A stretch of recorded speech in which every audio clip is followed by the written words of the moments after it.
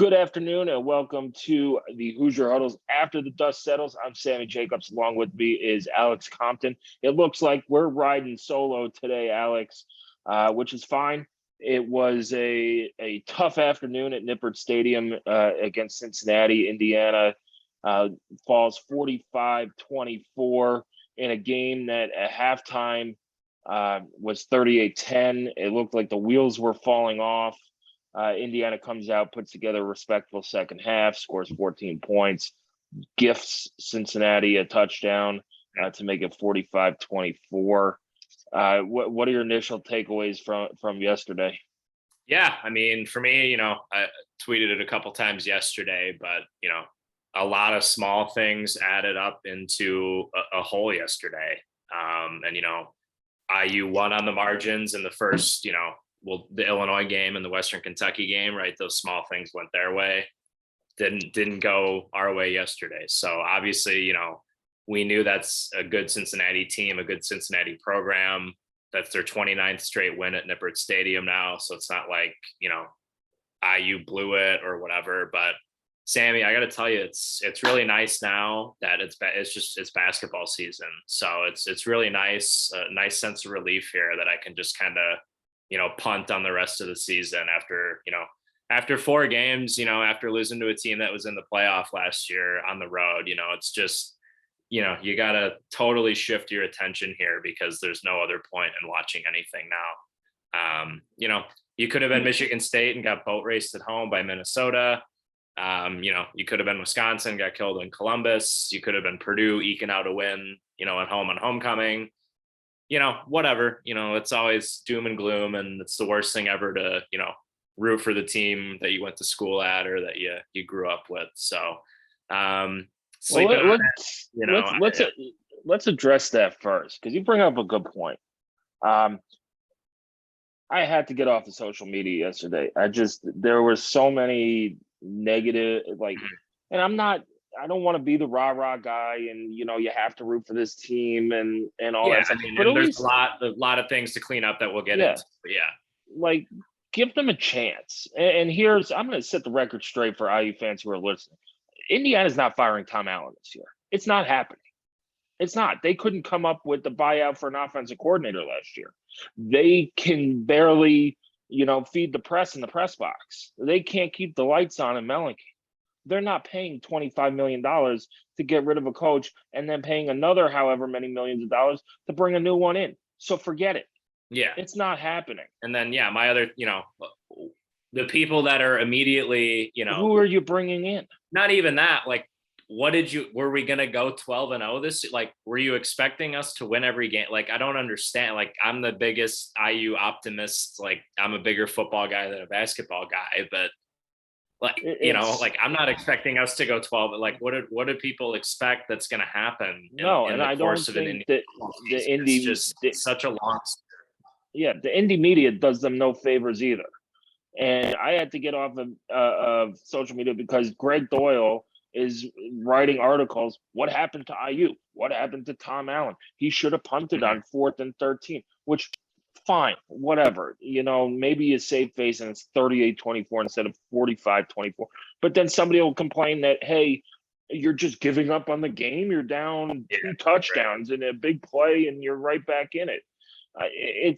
And then you have the Daily Hoosier writing, it's the same as last year. No, it's not. IU has 3. They've already beaten the expectations of a lot of national people. They've gotten 3 wins and they got a Big Ten win.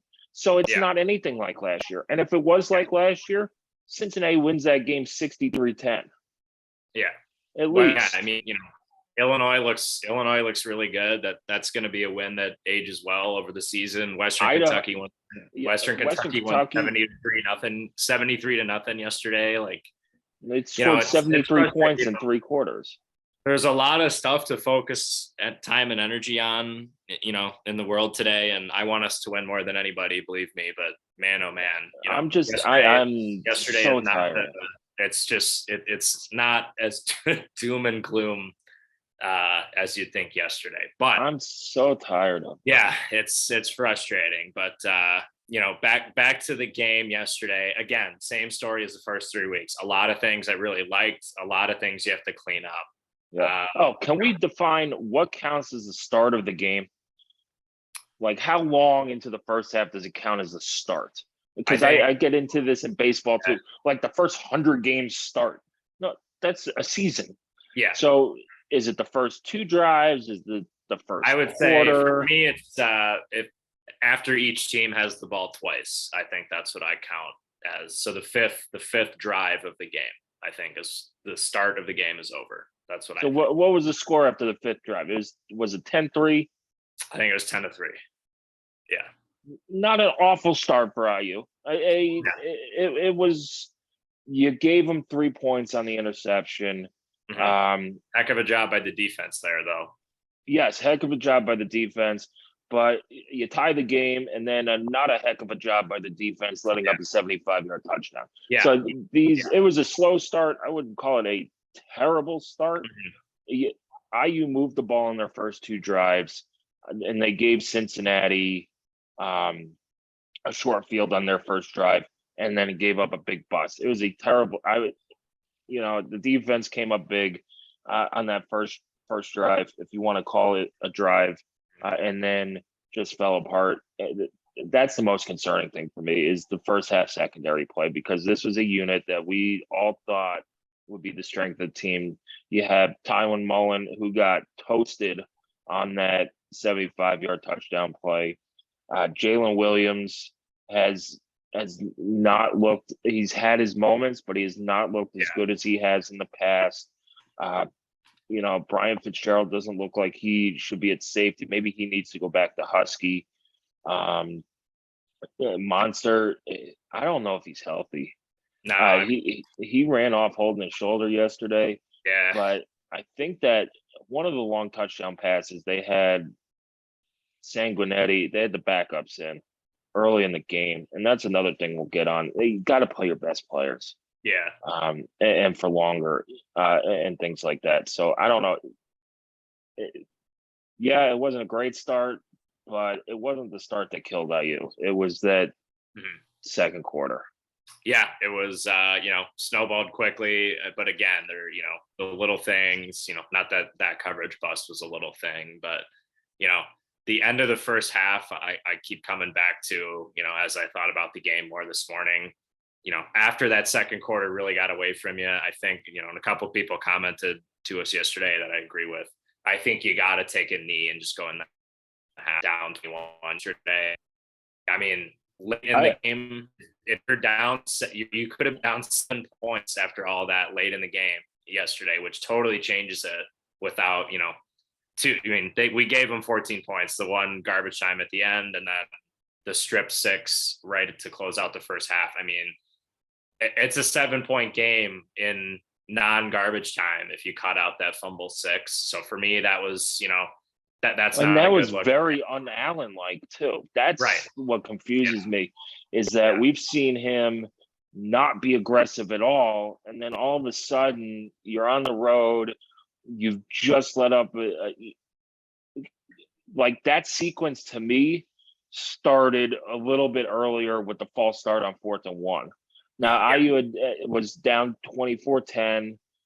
They'd given up some big plays, but that last 5-minute sequence, 4.5 minute sequence started with that false start. They try and go for it on 4th down. It looks like they're kind of disorganized with Donovan McCulley. They move Luke Haggard from left tackle to right tackle, and Haggard jumps false start.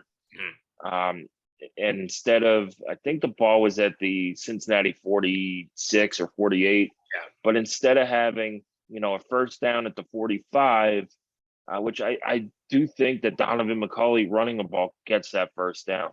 Yeah, Cincinnati called a timeout. They were worried about that play, and that was, we've talked about it before. Yep. But just throwing Bazelak out at wide receiver for that, they weren't able to sub.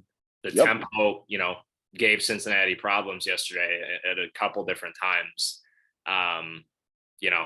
So coming out of a timeout, you can't have your best offensive lineman make a penalty and make a play like that. Yeah, and then so. And that was pretty much it, really. Yeah, and you had a chance to just limit the damage and get out of it, and you're throwing a pass. You just take a knee, or if you want to see if you could get some yards to set up a field goal. I think there were 32 seconds left. They Yeah. were at the 25. Mhm. You need at least, because they were going into, Charles Campbell was short from 55 on that side of the field, by like 5 or 6 yards. So you'd have to get down to at least the 35.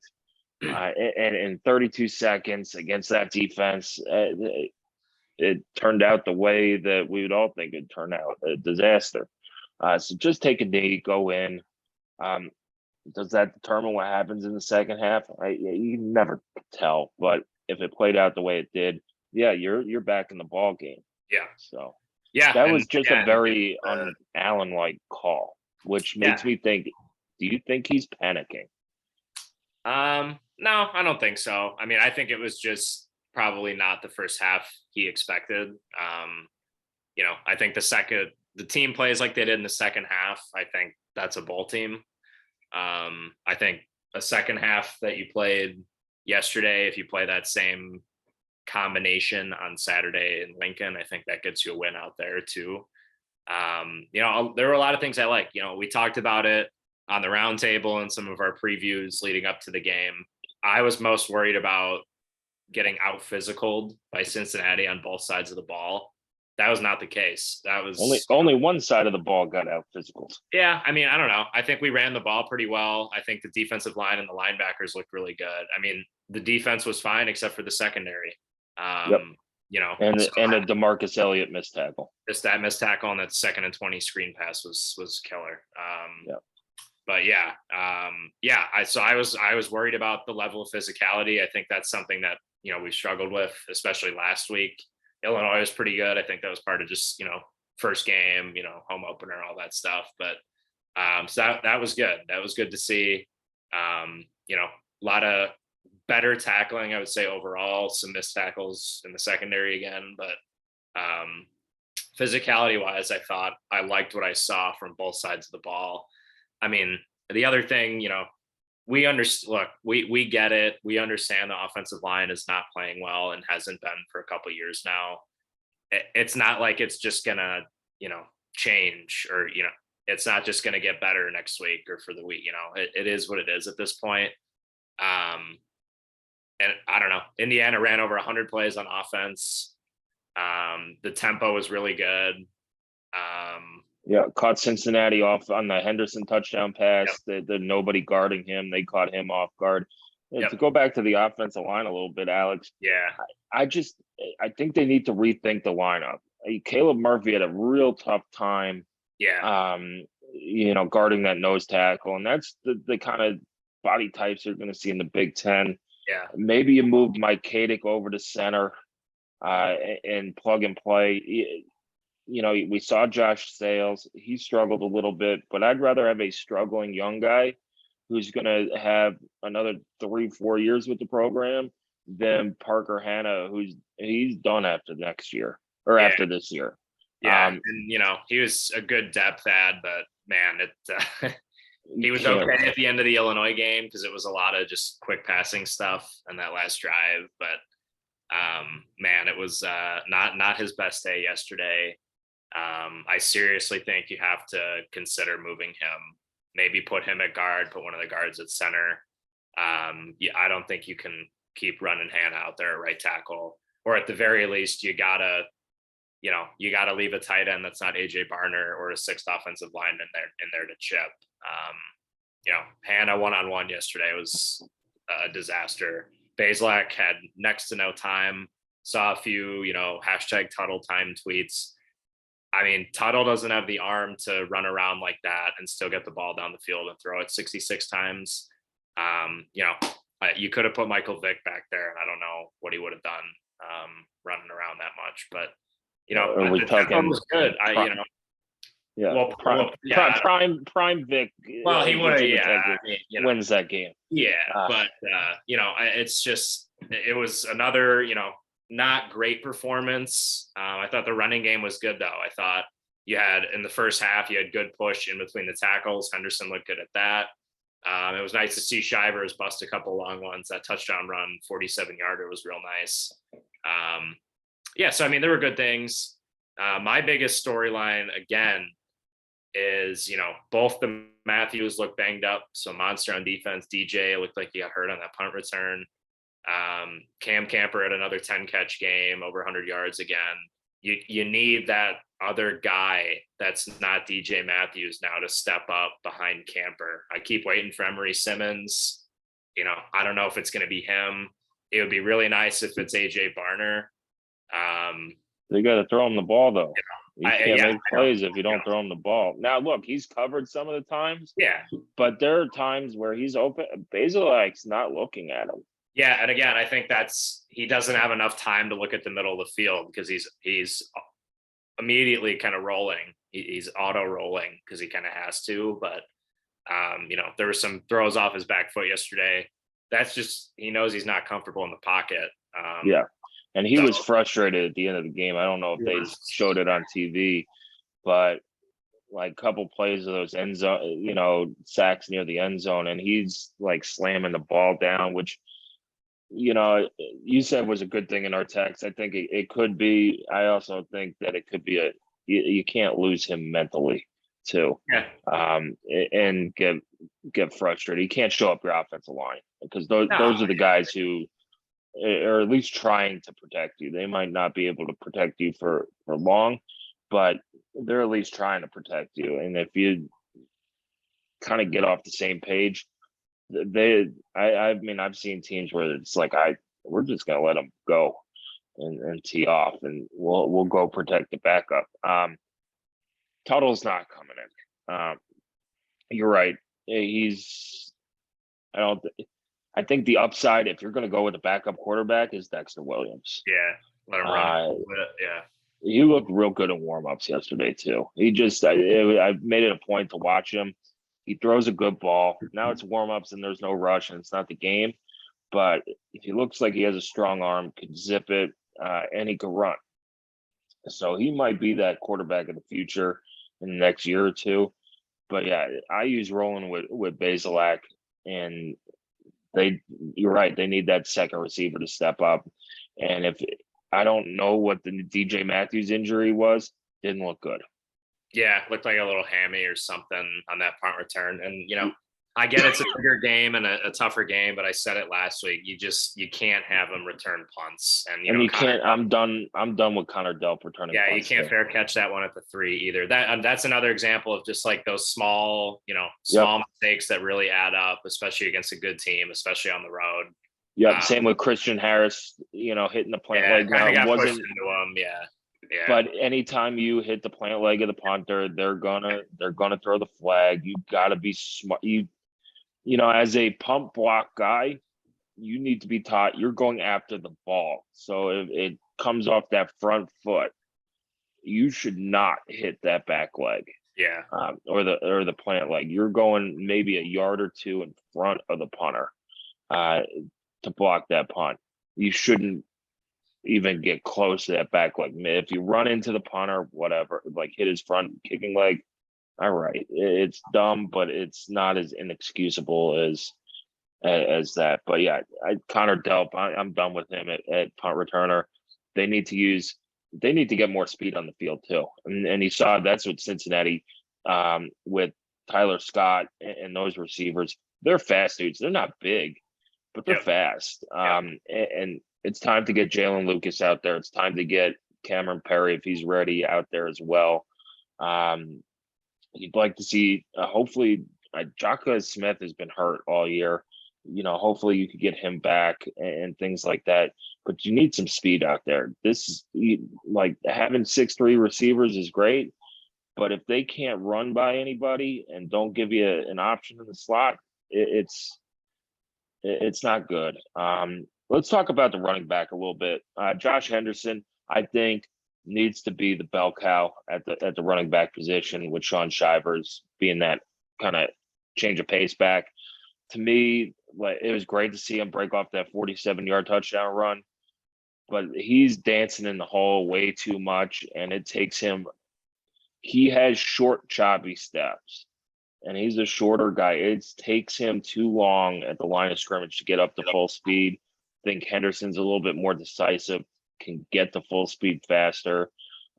So I would like them to switch that up. Now, I don't know if Henderson got hurt, but I did not see him in the game late much at all. He had, 15 touches for close to 60 yards and a touchdown.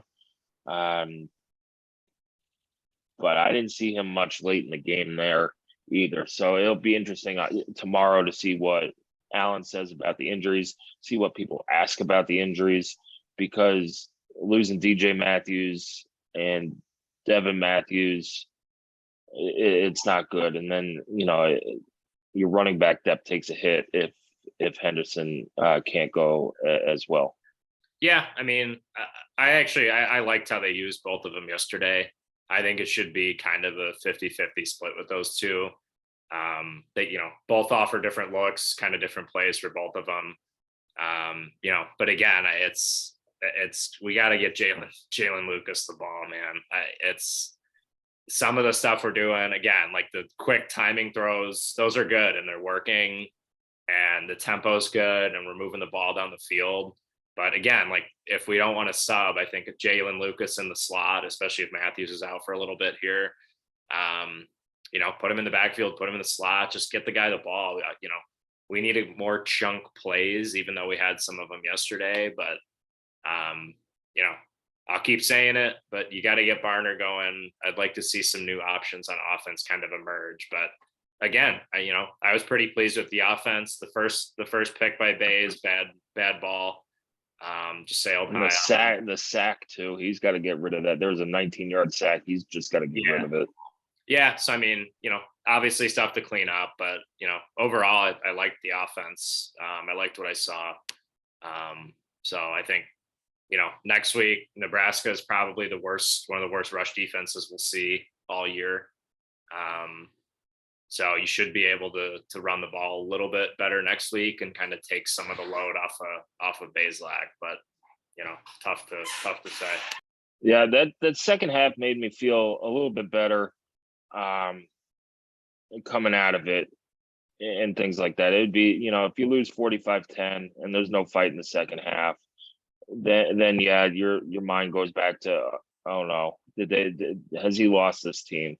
I don't think that was the case coming out of yesterday, but now Nebraska's that game you got to win. We went into this with the attitude of you got to split it. And Nebraska, they're 1-3. They've already fired their coach. Yeah, it's a night game in Lincoln. It could be a tough environment, but if you put them down early, I don't know if they're going to get back off the mat. We saw that last year. Indiana, for a large part in the first two drives of the game, outside of maybe Rutgers, they had a shot. And then once they fell behind, it was over. And everybody checked out. So I don't know. I haven't rewatched the Nebraska games yet, but they might be at that point where if you put them down early, they might not get back up. And that's exactly what IU needs, because you can't let the loss of Cincinnati become 3. Because if you have Michigan coming up after Nebraska, which is probably a loss. Let's 95% chance you're losing that game, and you have Maryland after that. So this thing could really snowball before going to Rutgers. IU needs this win to get the 4-1. I think it's the swing game of the season. There are a lot of swing games this season. One of them was Saturday, a little bit, but at Nebraska is probably the biggest swing game of the year. Yeah, I mean, they lost to Georgia Southern first year for Clay Helton, gave up the most yards they've ever given up in Memorial Stadium, and then fired Frost on Sunday. So, it'll be interesting to see. Mickey Joseph is the interim there. They're coming off a bye week. He fired their D coordinator almost immediately when he got the interim head coaching tag.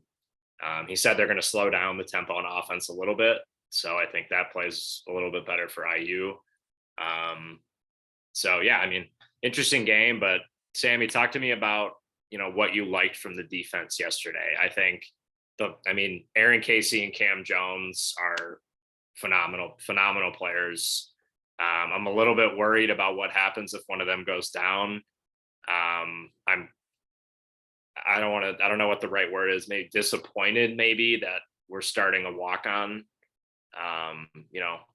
They Well, opened I with think three that was a linebackers and Matt Holt started, and he played a little bit on the edge too. So, good for him, play the best players, but I would say slightly concerned about the linebacker depth if week 4 he's already, starting. I think that was more of a scheme thing in running downs. He's a bigger linebacker than against the run than Bradley Jennings and Jared Casey.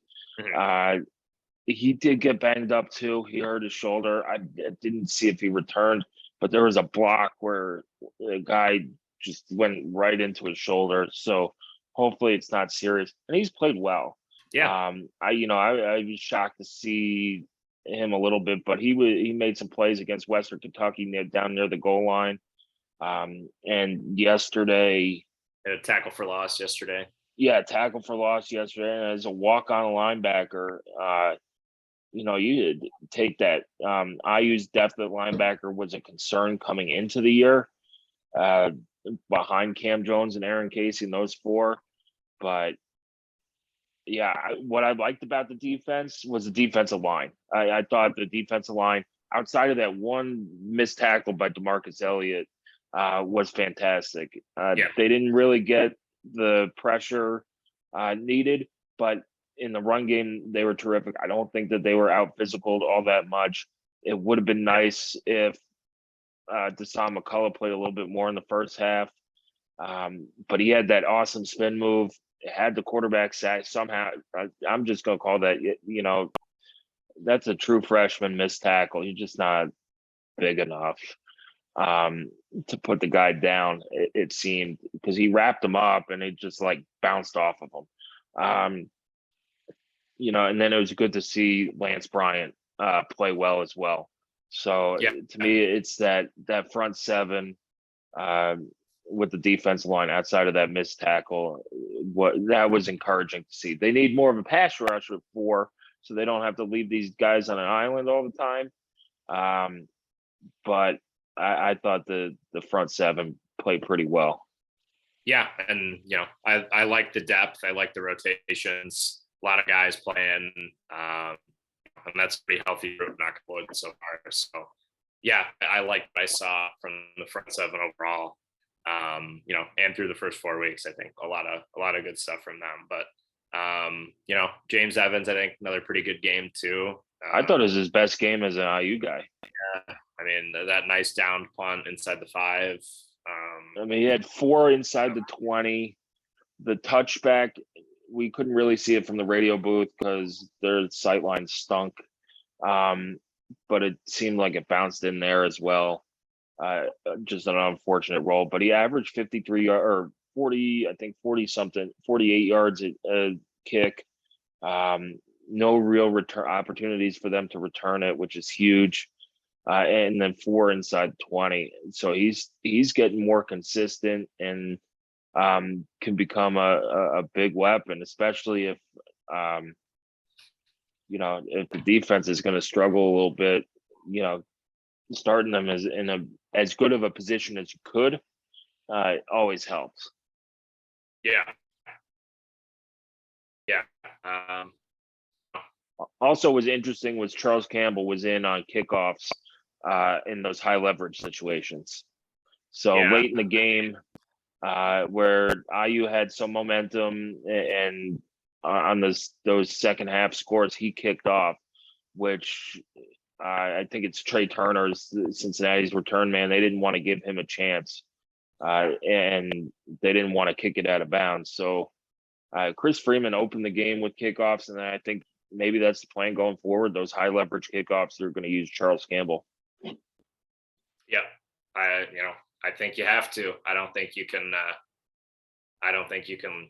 have the kicks out of bounds anymore. Just can't do it. So because like I said, if this is going to be a team that wins and loses on the margins all year, you got to win special teams.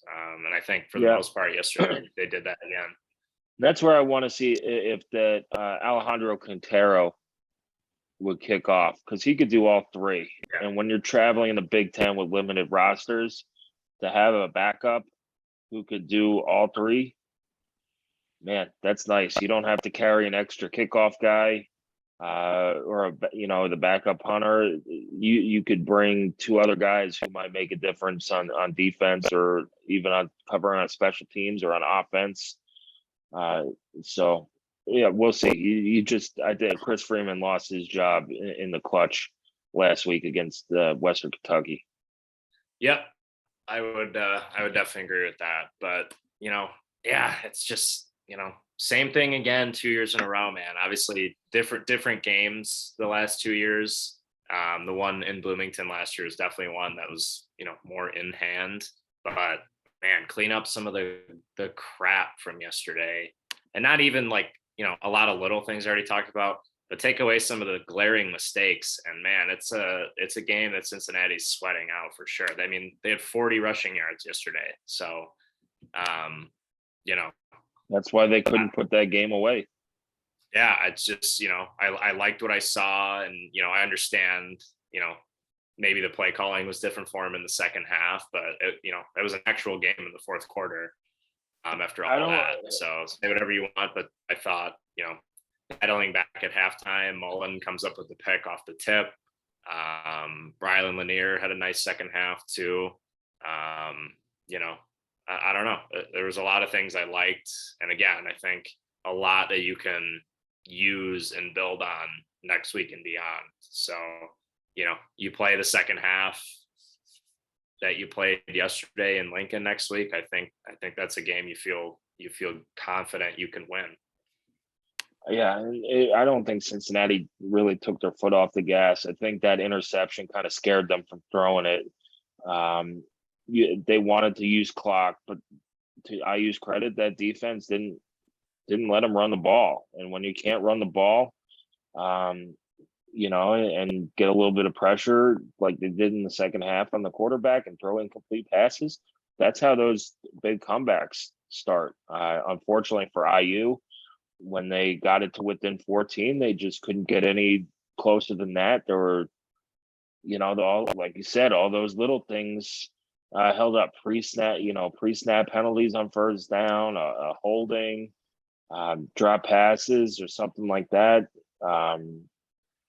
So yeah, they have a lot to clean up. Maybe this is the wake up call that IU needs to say, hey, let's refocus, get ready for Nebraska, because it is, and it's not just the biggest game because it's the next one. The biggest game because it's a monster swing game for this season. Yeah, I mean, it's definitely winnable. I thought, it was winnable before the season. It's a Nebraska defense that is going to give you a lot of chances to put up points. So, yep. I think if you take better care of the ball on Saturday, I think you feel confident about it. So, yeah, I mean, I don't know, a lot to like from the defense. The secondary's got to play better. There's no question. There was I think the third touchdown of the game, it was, down on the goal line. I think it was like on the 5-yard line. They had Mullen and Williams, in man-to-man on the same side. And you could see Williams kind of trying to talk or communicate right as the ball was snapped. And they just, a simple cross, the two of those guys got mixed up and he was wide open. That just can't happen. That's a matchup. If you say both of those guys are on the same side of the field, one-on-one with someone, you feel good about that if you're Indiana. So those two guys, Mullen was good in the run game again. He always is, but you just need more consistent play out of those two corners if you want to go anywhere this season, because we've seen how talented they are. And, I guess you just need a more consistent 4 quarters from those two guys. And I think you'll get it. They're too talented and they've done it too many times before to not give it to you. But, I would like to see a little bit more just one-on-one man. I think that's where both of those guys are at their best. But Just simplify the defense. We shouldn't be Yeah. communicating as the ball's snapped and stuff like that. These are, really good athletes. They've proven themselves to be really good corners. Just let them go play. Yeah. And see how it works out. Let them go play fast. And look, there was that one touchdown Mullen had great coverage on. The guy dropped a dime in there and made a hell of a catch. If that happens, you tip your cap, say, you know what, I'll get the next one. But yeah, it's is it basketball time yet, Alex? It's 3:45 on September 25th. Yeah, it's not even worth watching college football anymore, Sammy, because everything is just terrible. So, I don't know. It's hard to, I have to bite my tongue a lot and not respond to those people.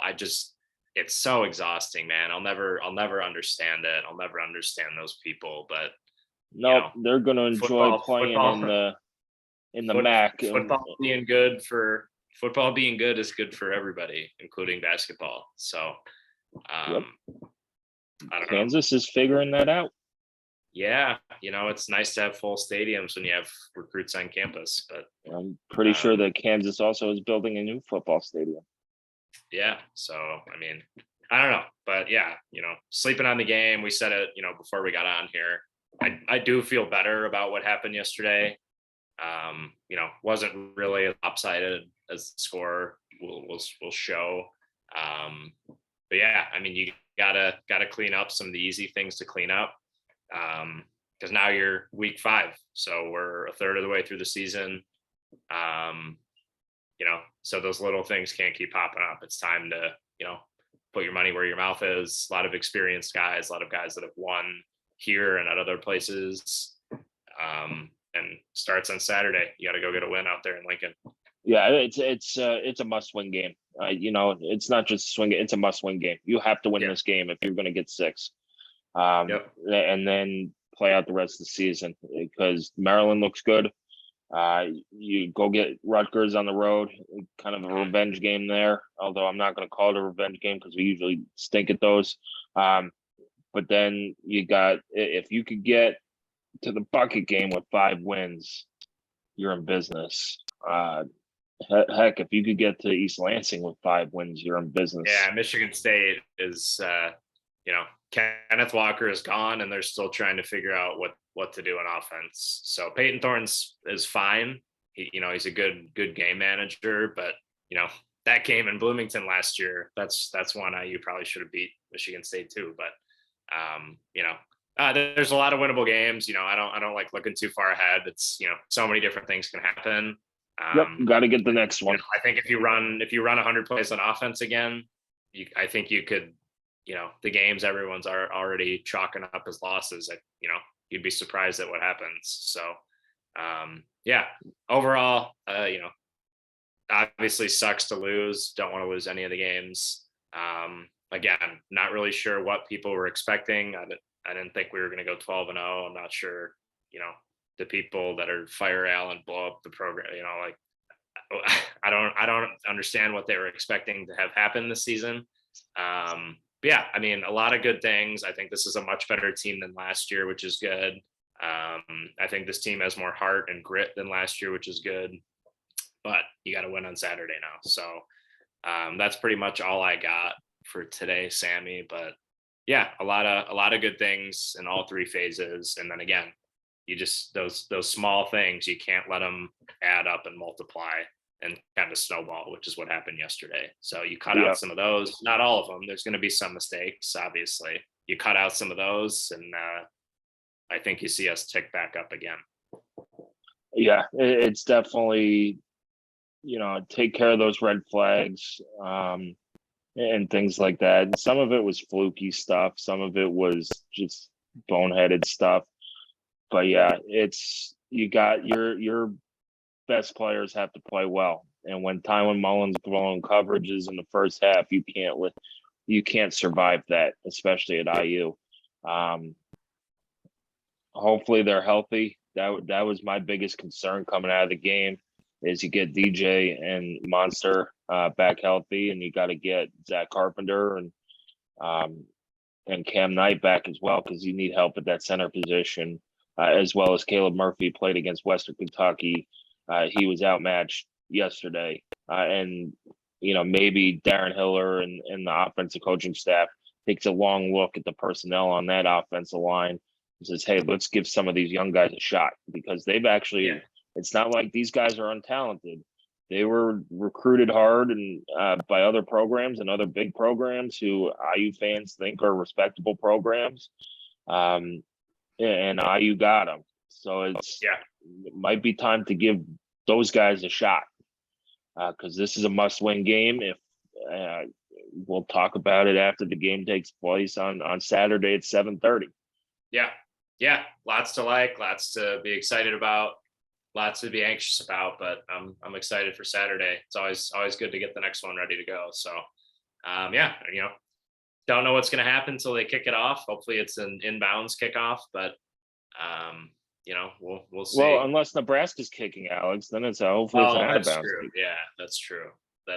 No, I think we're going to win the toss. We're going to defer. We're going to kick off. It's going to be a 13-3 first quarter. And it's going to be one of those where you should have had two more touchdowns in the first quarter. And then when you look back on it, you're going to go, man, that would have been real nice. But I don't know. I think it's going to be a fast start next weekend. So we'll see. Yep. All right. Well, thanks for joining us on the Hoosier Huddle after the dust settles. We'll be back with all the Nebraska IU coverage this week. We'll have our roundtable tomorrow with the guest to be determined.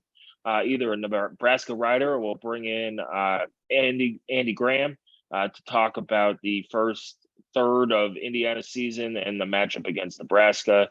We'll have the pregame podcast with TJ and I on Tuesday.